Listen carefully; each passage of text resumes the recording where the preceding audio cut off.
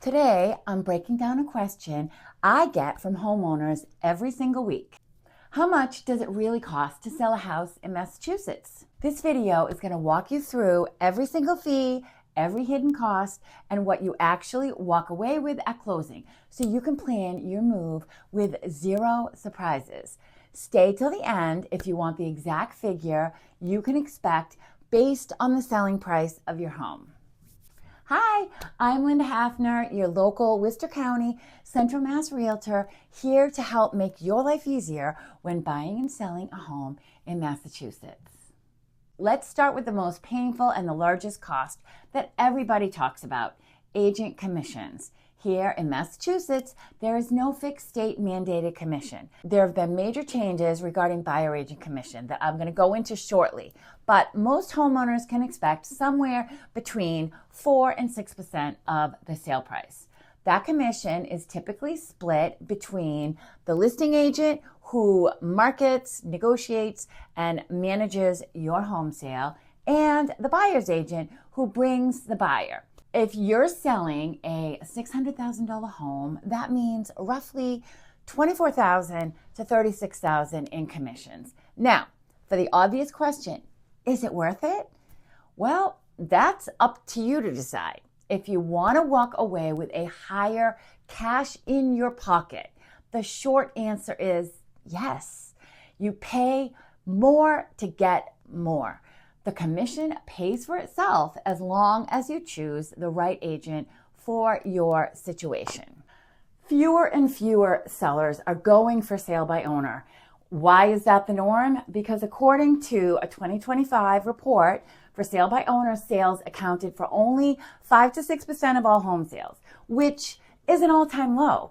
Meanwhile, record high proportion, 91 to 94% of sellers, opted for agent-assisted sales. That's because many homeowners recognize using an agent leads to a higher net proceed, fewer headaches, fewer errors, and a smoother, more predictable process.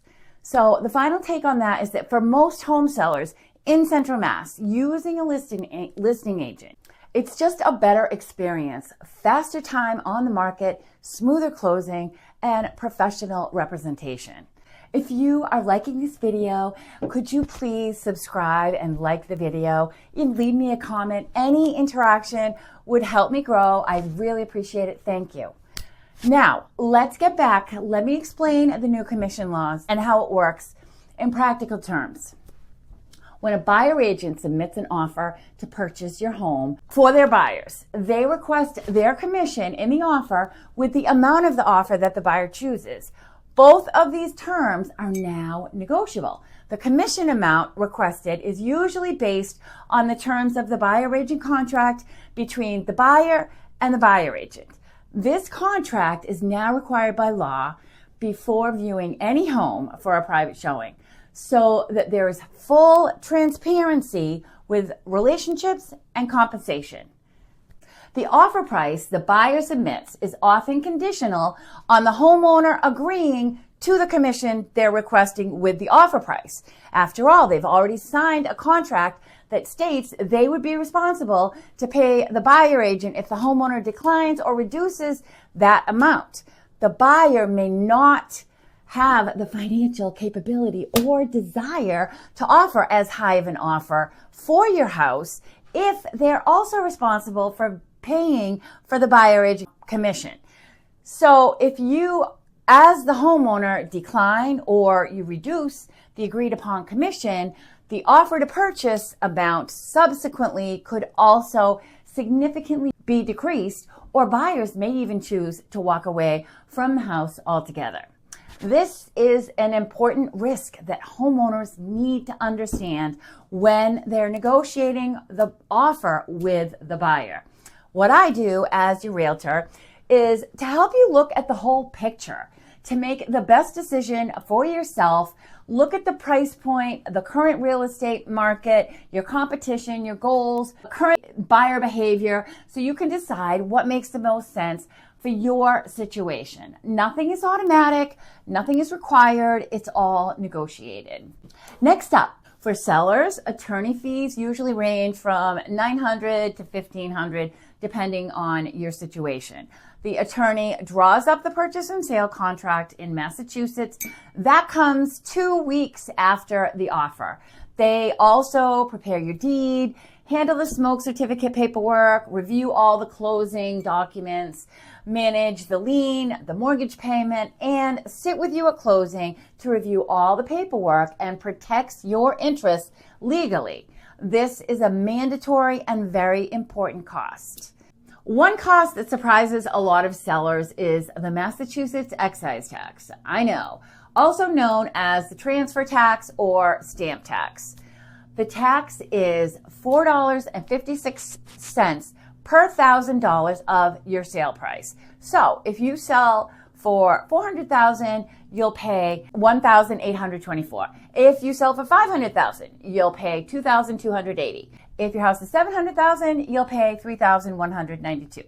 This gets automatically deducted at closing and is unavoidable. The tax is considered part of your closing costs. In Massachusetts, every home has to pass a smoke and carbon monoxide inspection before closing. This responsibility usually falls on the home seller. It can cost between $50 and $100 depending on your town, but passing the inspection is where the additional costs come in. You may need new smoke detectors, CO detectors, or a hardwired replacement depending on the year of your house was built. Total costs can be anywhere from $150 to $500 just on getting compliant. Now there's the septic system cost. If you have town, you have nothing to worry about. If you have a septic system, you have to have a Title V inspection when selling your house. A Title V inspection typically costs between $1,000 and $1,300 depending on the company and the size of your system. If it passes, you're good to go.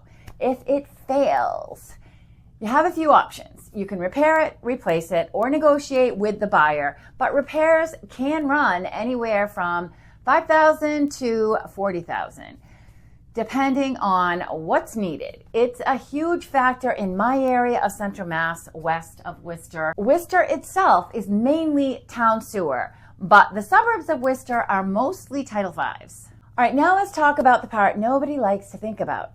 Getting the house ready to sell. Some sellers spend little or nothing. Others put in $2 to $10 grand depending on what's needed.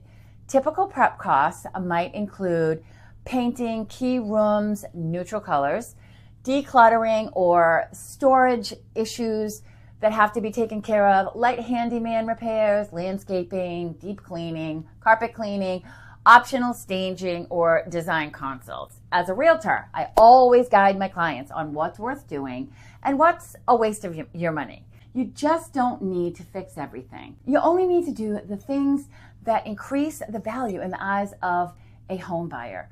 And it can be a very fine line. And a lot of homeowners tend to do more than they actually need to do. So it's always good to talk to me before you're even considering putting your house on the market or doing any of these projects.